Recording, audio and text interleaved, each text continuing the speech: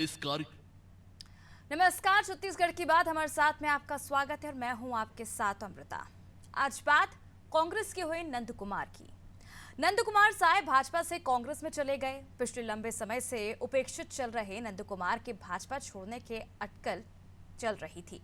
सोमवार को उन्होंने उसी कांग्रेस का दामन थाम लिया जिसके खिलाफ कुछ दिन पहले अकेले ही धरने पर बैठे थे। नंद कुमार छत्तीसगढ़ ही नहीं बल्कि देश के बड़े आदिवासी नेताओं में शुमार किए जाते हैं। उनका जाना भाजपा के लिए बहुत बड़ा नुकसान है।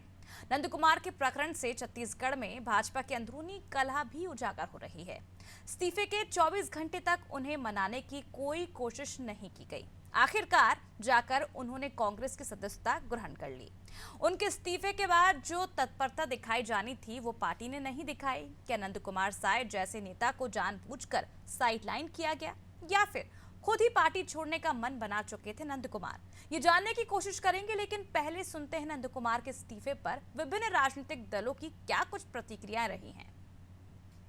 दुखी कर दिए गए हैं कि मेरे फोटो के साथ वो कहीं दिख न जाए, मेरे साथ नहीं दिख जाए। इसीलिए मैंने निर्णय किया है कि अब भारतीय जनता पार्टी की प्राथमिक सदस्यता और सारे पदों से जिसमें भी मुझे रखा गया है उससे मैं इस्तीफा देता हूं। और इतने दिनों तक मैं रहा, जो संगठन में लोग हैं उनको कहता हूं कि आप पार्टी को ठीक से चलाइए। मैं इसकी प्राथमिक और सभी पदों से आज इस्तीफा दे रहा हूं। आपसे कभी समझ में आया कि क्यों इतने दुखी हैं पार्टी छोड़ने? नहीं, मेरी काफ़ी दिनों से मुलाकात समानता नहीं हुई। पार्टी के बैठकों में मिलते रहे, मगर कभी इस प्रकार का जो आज जो बयान आया है वैसा कोई चर्चा या बातचीत कभी नहीं आया। इस्तीफा आया है, इस्तीफा अध्यक्ष जी के पास है, उनसे बातचीत करेंगे। अध्यक्ष जी और वरिष्ठ लोग और बात करेंगे, संगठन के राष्ट्रीय नेता भी बात करेंगे, तो कोई रास्ता निकल सकता है। पार्टी के बहुत ही वरिष्ठ नेता नंद कुमार साय जी का इस्तीफा प्राप्त हुआ है। पार्टी के बहुत ही वरिष्ठ नेता हैं। कोई गलतफहमी है, किसी तरह की बात है तो निश्चित रूप से हम उनसे बातचीत करेंगे। गलतफहमी होगी तो उससे बातचीत करके दूर करेंगे। भारतीय जनता पार्टी में आदिवासी नेताओं की उपेक्षा हो रही है, उनको अपमानित किया जा रहा है। यह काम भारतीय जनता पार्टी में पिछले लंबे अरसे से चल रहा है। इसके पहले भारतीय जनता पार्टी के प्रदेश अध्यक्ष विष्णुदेव साय को विश्व आदिवासी दिन के दिन अपमानित करके प्रदेश अध्यक्ष पद से हटा दिया गया था। आज भारतीय जनता पार्टी के वरिष्ठ नेता नंद कुमार साय भारतीय जनता पार्टी छोड़ने को मजबूर हुए। वे नंद कुमार साय जिन्होंने भारतीय जनता पार्टी को पुष्पित पल्लवित करने के लिए अपना खून पसीना लगाया था, यदि वे भारतीय जनता पार्टी को छोड़ने को मजबूर हो रहे हैं तो यह इस बात का द्योतक है, इस बात का प्रमाण है कि छत्तीसगढ़ में, देश में भारतीय जनता पार्टी आदिवासियों की उपेक्षा कर रही है, उनका शोषण कर रही है। नंद कुमार साय बेहद विद्वान, बेहद विनम्र, बहुत संघर्षशील राजनेता है।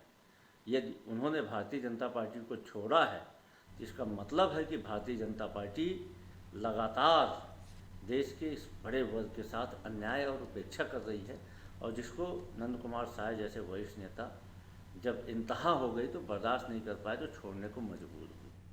तो जिस पार्टी के खिलाफ पिछले दिनों वो धरने पर बैठे थे, प्रदर्शन किया था, उसी पार्टी में अब वो शामिल हो गए हैं। जिस पार्टी को जड़ से खत्म करने की उन्होंने कसम खाई थी, बाल ना कटवाने की, अब उसी पार्टी में वो शामिल हो गए हैं। अब देखने वाली बात होगी कि आखिर आने वाले चुनावों में इसका क्या कुछ असर पड़ेगा। आखिर क्या कुछ मजबूरी रही होगी नंद कुमार साय की जिन्होंने पार्टी से इस्तीफा दे दिया और उन्हें पार्टी के वरिष्ठ लोगों ने मनाने का 24 घंटे तक प्रयास भी नहीं किया। चलिए इसी मुद्दे पर आज हम चर्चा करेंगे। हमारे साथ इस वक्त अमित श्रीवास्तव जी कांग्रेस से जुड़ चुके हैं और राहुल टिकेरिया जी बीजेपी से, के शर्मा जी वरिष्ठ पत्रकार हमारे साथ जुड़ चुके हैं। आप तीनों का बहुत बहुत स्वागत है नादी टीवी में।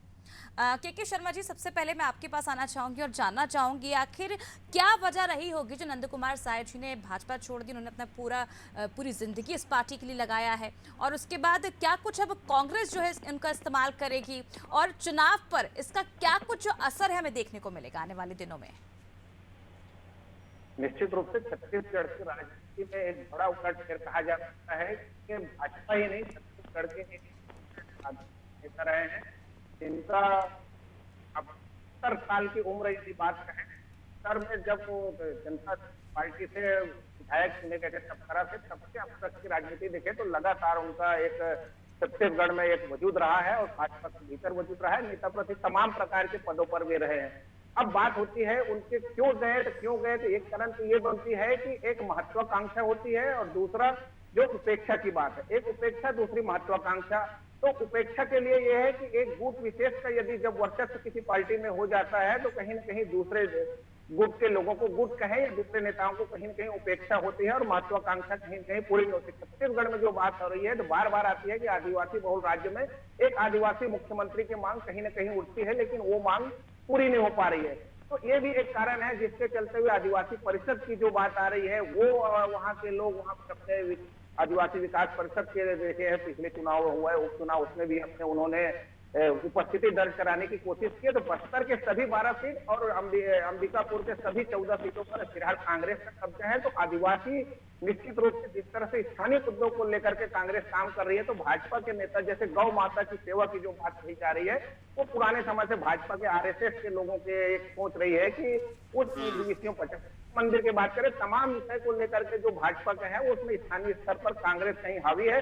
और नंद कुमार साय जो बार बार कह रहे, बीच में आ रहे थे कि वो एक यात्रा भी छत्तीसगढ़ में निकालने वाले थे, उसको रोकने में सफल हुए भाजपा के वरिष्ठ नेता। उसके बाद अब जो गए हैं तो मुझे लगता है कि भाजपा को इसकी भरपाई बहुत कठिन होगी, क्योंकि अंबिकापुर में दूसरी ओर बात कहें कि कांग्रेस के भीतर, कांग्रेस में टीएस सिंहदेव अभी तक अंबिकापुर में एक दमदार नेता थे, तो मैं ये कहने में गुरेज नहीं होगा कि टीएस सिंहदेव से कहीं ज्यादा वरिष्ठ नंद कुमार साय है और उनकी एक आदिवासी विधायकों में और आदिवासी क्षेत्र के मतदाताओं में एक बड़ी पकड़ है। तो बस्तर, सरगुजा के साथ साथ बस्तर में भी इसका प्रभाव रहेगा और मुझे लगता है कि कांग्रेस जो अभी 70 विधायक है वो उसको बनाए रखने में नंद कुमार साय की एक महत्वपूर्ण भूमिका हो सकती है। उनका उपयोग सिर्फ यही है कांग्रेस में कि आदिवासी क्षेत्रों में जो भी कांग्रेस की पकड़ है वो अब और ज्यादा मजबूत हो जाएगी। मुझे लगता है कि उनका चुनाव प्रचार के दौरान भाजपा की जो खामियां उनको उन्हीं के मुंह से बोलवा करके भाजपा को कहीं न कहीं डोमिनेट करने का प्रयास होगा। जी अच्छा जी, चलिए अब राहुल जी के पास चलते हैं। राहुल जी, आखिर क्या वजह रही होगी जो रातों रात इस्तीफा दे दिया गया? जिस व्यक्ति ने पूरा जीवन अपने भारतीय जनता पार्टी को दिया, उसे मनाने का भी एक बार प्रयास नहीं किया गया? देखिए, जरूर ये हमारे लिए एक अपूरणीय क्षति है, क्योंकि नंद कुमार साय जी हमारे लिए सदैव सम्माननीय और मार्गदर्शक रहे हैं पार्टी के। जब से छत्तीसगढ़ बना है, छत्तीसगढ़ नहीं बना था उसके पहले से, उन्होंने 46 साल भारतीय जनता पार्टी को अपना दिया, जिसमें पार्टी ने भी उन्हें मध्य प्रदेश, अविभाजित मध्य प्रदेश का प्रदेश अध्यक्ष बनाया।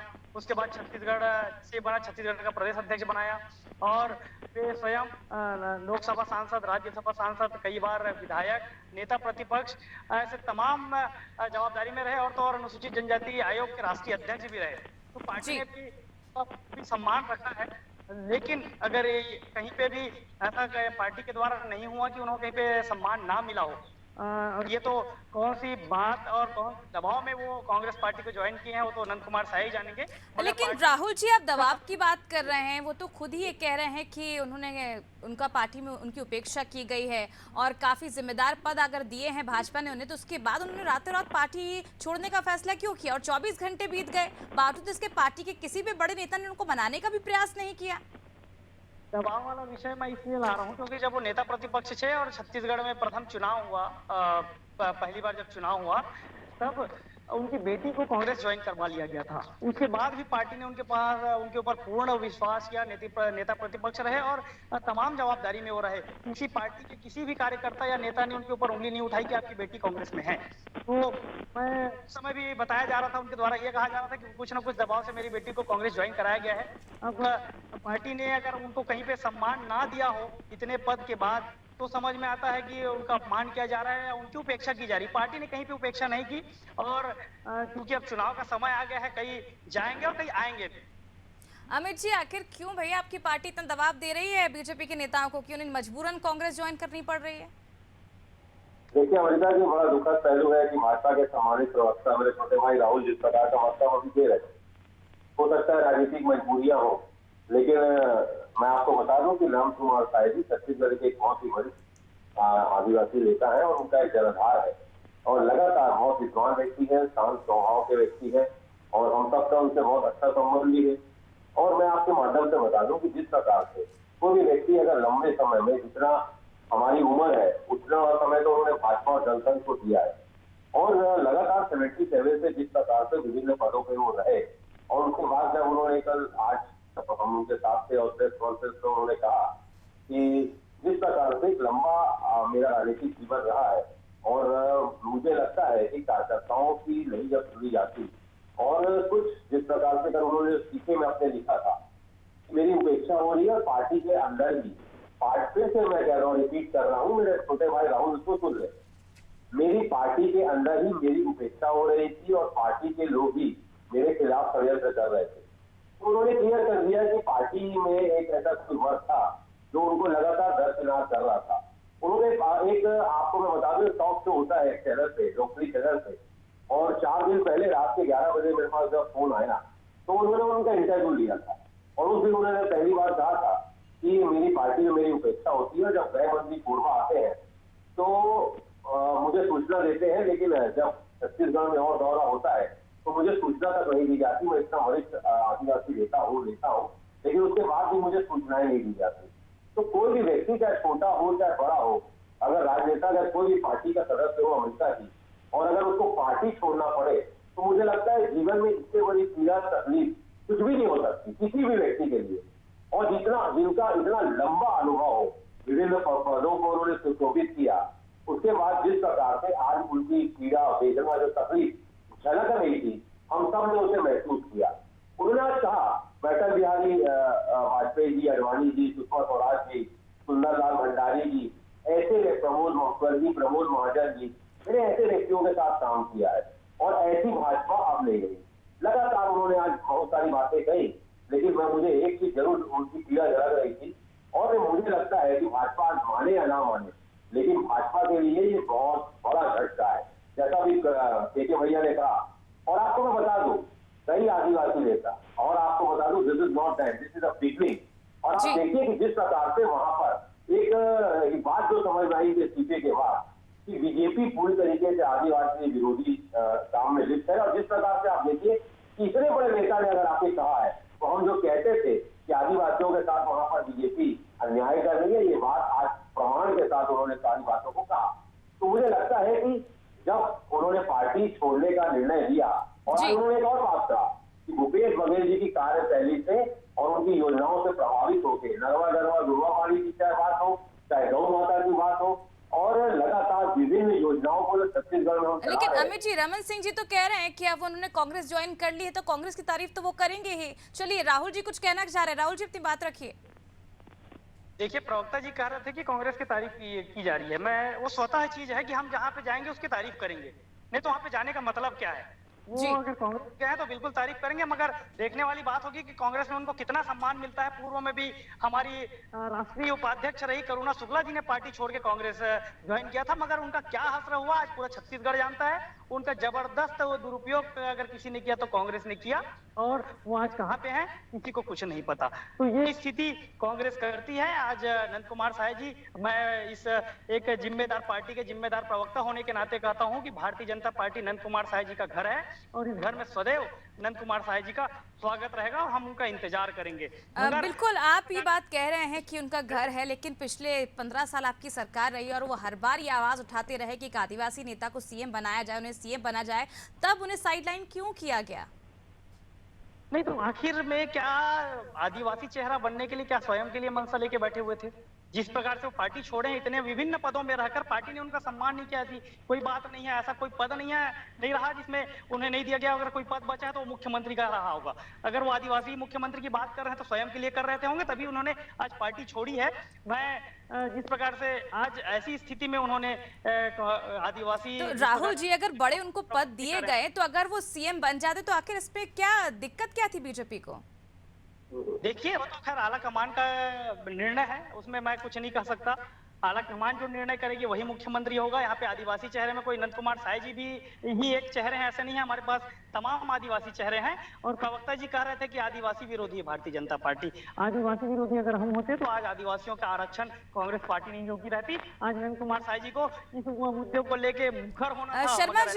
शर्मा जी आपके पास में आना चाहूंगी। आपने राहुल जी की, अमित जी की, दोनों की ही बातचीत सुनी होगी। जिस तरह से अगर हम देखें तो बीजेपी लगातार ये कह रही है कि उन्हें ये वजह नहीं पता है कि रातों रात आखिर उन्होंने क्यों पार्टी बदल ली, कोई ना कोई दबाव रहा होगा, या ये समझें जो मैसेज कहीं ना कहीं पहुंचा है छत्तीसगढ़ की जनता के बीच में कि आदिवासियों के खिलाफ रहती है बीजेपी। लगातार जो कांग्रेस ये आरोप लगाती आई और एक वरिष्ठ नेता जब बीजेपी का रातों रात पार्टी छोड़ देता है और कांग्रेस का दामन थाम लेता है, इसलिए यही वजह जो खुलकर जो बीजेपी कह नहीं पा रही है कुछ।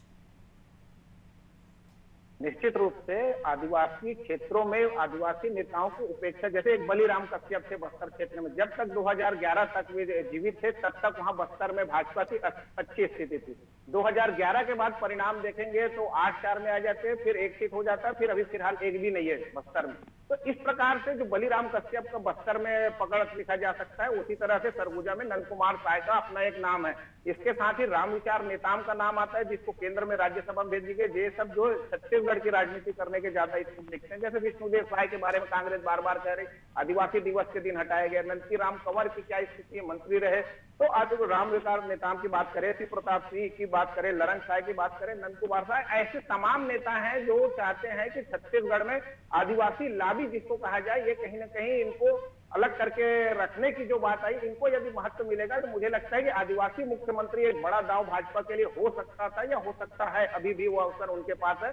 लेकिन यहाँ पे आदिवासी क्षेत्रों में 29 सीटों में से जब 27 में जब कांग्रेस के विधायक हैं, तो ऐसी स्थिति में केवल 2 विधायक भाजपा के हैं। तो एक बड़े आदिवासी नेता का जाना तो निश्चित रूप से इसको आत्मचिंतन करना पड़ेगा और आदिवासी क्षेत्रों में फिर से किस ढंग से इनको भाजपा को सत्ता में लाने के लिए बिना आदिवासी क्षेत्रों में सरगुजा या बस्तर के बिना ये आ नहीं पाएंगे। ऐसी स्थिति में नंद कुमार साय का जाना बहुत स्थिति है। 2023 की डगर भाजपा के लिए ज्यादा कठिन होती जा रही, खासकर लोकल मुद्दे को लेकर के।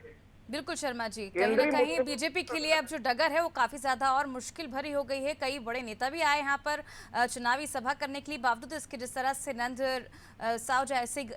कुमार साव जैसे इन्होंने कांग्रेस ज्वाइन की है, कहीं ना कहीं बीजेपी के लिए एक बड़ा झटका साबित हुआ है। राहुल जी, मैं आपसे जानना चाहूंगी अब पार्टी डैमेज कंट्रोल आखिर कैसे करेगी, क्योंकि एक बड़े आदिवासी नेता पार्टी छोड़ के चले गए, बाकी जो बीजेपी में आदिवासी नेता उनमें ऐसे में क्या मैसेज जाएगा?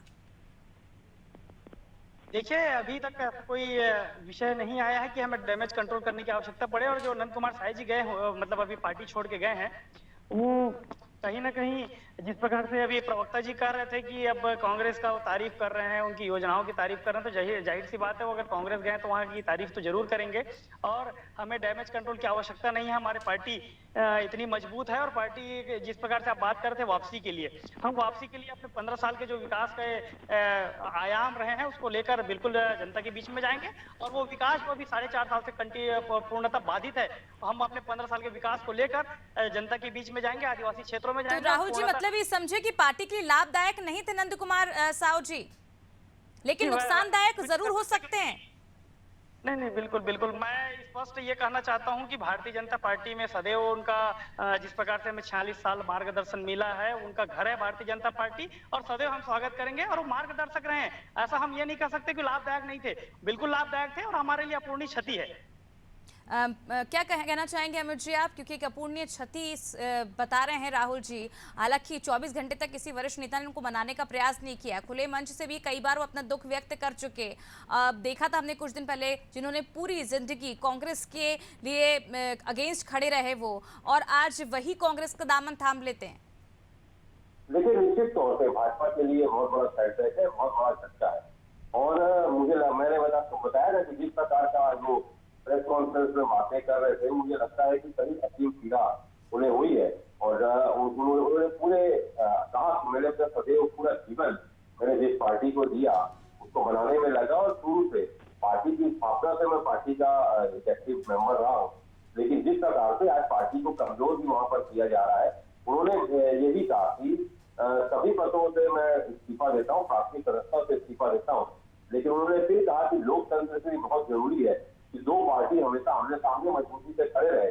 और उन्होंने ये भी कहा, बड़े दिल से उन्होंने कहा कि मैं कांग्रेस का मेंबर हूँ, लेकिन मैं फिर कहता हूँ कि बीजेपी के लोग जो अभी वहां पर है वो कम से कम पार्टी को मजबूत करे। और लगातार जिस तरह से आपने ठीक कहा कि भाजपा का एक दोहरा चरित्र बताता है जनता के बीच में, एक तरफ तो एक भी बड़ा नेता उन्हें मनाने नहीं गया, और आज ये कह रहे हैं कि हमारे लिए निश्चित तौर से बड़ी शक्ति है।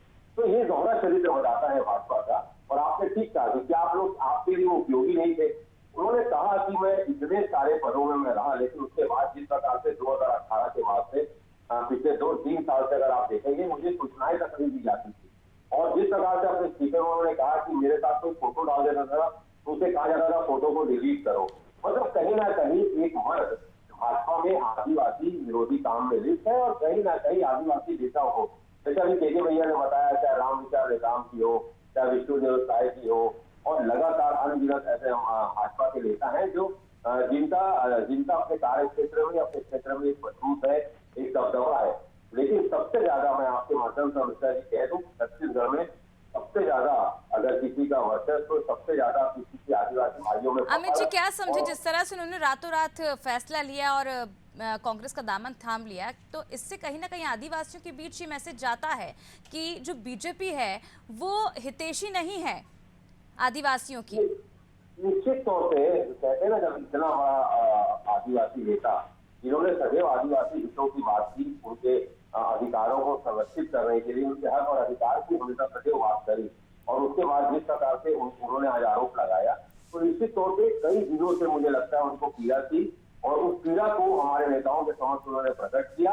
और अब मैं आपके माध्यम से ये कहना चाहता हूँ कि इतने बड़े नेता का कांग्रेस में आना निश्चित तौर पे हम सब कार्यकर्ताओं का उत्साह बढ़ाएगा और कांग्रेस और मजबूत। बिल्कुल। अब अमित जी, राहुल जी, मैं आपके पास आना चाहूंगी। देखिए किस तरह से कांग्रेस में तो काफी उत्साह देखा जा रहा है, और आप कह भी रहे हैं एक तरफ कि नुकसान नहीं होगा पार्टी को, ऐसे में आदिवासियों के बीच अच्छी पकड़ है बीजेपी की। अगर आदिवासियों के बीच अच्छी पकड़ है तो आदिवासी का वरिष्ठ नेता पार्टी कैसे छोड़ देता है और कांग्रेस का दामन थाम लेता है? देखिए अमृता जी, मैं स्पष्ट कह देना चाहता हूं कि ये चुनाव नजदीक है, कुछ माह बचे हैं चुनाव, कई आएंगे और कई जाएंगे। आप देखिएगा उनकी पार्टी के भी टूट के आने वाले हैं। और रही बात पार्टी की चलने और चलाने की, आपको बता दूं कि पूर्व में बलराज। राहुल जी, आप कह रहे हैं पार्टी चुनाव आने वाला है, कई आएंगे कई जाएंगे, लेकिन नंद कुमार साहू जी चले गए, अब क्या वापस आएंगे वो? तो पार्टी को तो भारी नुकसान भुगतना पड़ेगा ना आने वाले चुनावों में। भारतीय जनता पार्टी, मैं बार बार कह रहा हूँ, भारतीय जनता पार्टी उनका घर है, उनका सदैव स्वागत है। मैं तो उनके आगामी भविष्य के लिए मैं कामना करूंगा, क्योंकि कांग्रेस पार्टी एक ऐसी पार्टी जो जहां पे करुणा शुक्ला जैसी हमारी कद्दावर महिला जाती है, राष्ट्रीय उपाध्यक्ष हुआ करती थी, आज वो कहाँ पे है, उसका ऐसा दुरुपयोग किया गया। आखिर साय जी को क्या दायित्व मिलता है और क्या स्थान मिलता है इस पार्टी में, देखने वाली बात होगी। और प्रवक्ता जी कह रहे थे कि हम आदिवासी विरोधी हैं, इन्होंने आदिवासियों का आरक्षण रोके रखा है। ये आदिवासी महिला अगर आज राष्ट्रपति बनती है, उन्हें किस शब्द से पुकारा था वो आप जानती हैं। तो ये स्वयं आदिवासियों के विरोधी हैं, ये हमें क्या बताएंगे कि हम आदिवासी के विरोधी हैं। चलिए, आप तीनों का बहुत बहुत शुक्रिया हमसे जुड़ने के लिए। तो देखिए किस तरह से लगातार लंबे समय तक नंद कुमार साव ये उपेक्षित करने का आरोप लगाते रहे थे। खुले मन से भी कई बार उन्होंने भाजपा को संदेश दिया कि वो पार्टी में खुश नहीं, उन्हें साइडलाइन करने का प्रयास किया जा रहा है। और इसके साथ ही बीच में उन्होंने ये भी कहा था कि उन्हें उनकी जान को खतरा है, किसी ने प्लानिंग भी की थी अंदर ही अंदर, बावजूद इसके इसे गंभीरता से नहीं लिया गया। उन्होंने ये भी कहा था उनकी जान को खतरा है, उसके बावजूद इसे गंभीरता से नहीं लिया गया। उन्हें हमेशा साइडलाइन करते गए, जितनी बैठकें होती थी बीजेपी पे उस पर भी उनको नहीं बुलाया जाता। तो इसके बाद कहीं ना कहीं उन्होंने रातों रात ये निर्णय लिया और उसके बाद उन्होंने कांग्रेस का दामन थाम लिया। अब देखने वाली बात होगी कि आने वाले दिनों में किस तरह के समीकरण बनते हैं और क्या कुछ और राजनीति में फेरबदल देखने को मिलेगा, क्योंकि कहीं ना कहीं बीजेपी इससे हताश जरूर है, लेकिन ये भी कह रही है कि उसे उनके जाने से पार्टी को नुकसान नहीं होगा। लेकिन कांग्रेस में से लेकर काफी उत्साह देखने को मिल रहा है और कांग्रेस जिस तरह से आने वाले चुनावों की तैयारी कर रही है और आदिवासियों में लगातार पकड़ बनाने की कोशिश कर रही है, आदिवासियों को मनाने का प्रयास कर रही है, कहीं ना कहीं बीजेपी जो लगातार अटैक करती थी कांग्रेस को लेकर, आरक्षण को लेकर कि हितैषी नहीं है कांग्रेस को हटाना चाहिए छत्तीसगढ़ से, अब कहीं ना कहीं वो पूरा प्लान जो है वो फेल होता नजर आ रहा है। अब आने वाले दिनों में ही देखने को मिलेगा कि आखिर बीजेपी को इसका कितना नुकसान झेलने को मिलेगा। फिलहाल मेरे साथ इस वक्त की अनादि विशेष में इतना ही। आप देखते रहिए अनादि टीवी। नमस्कार।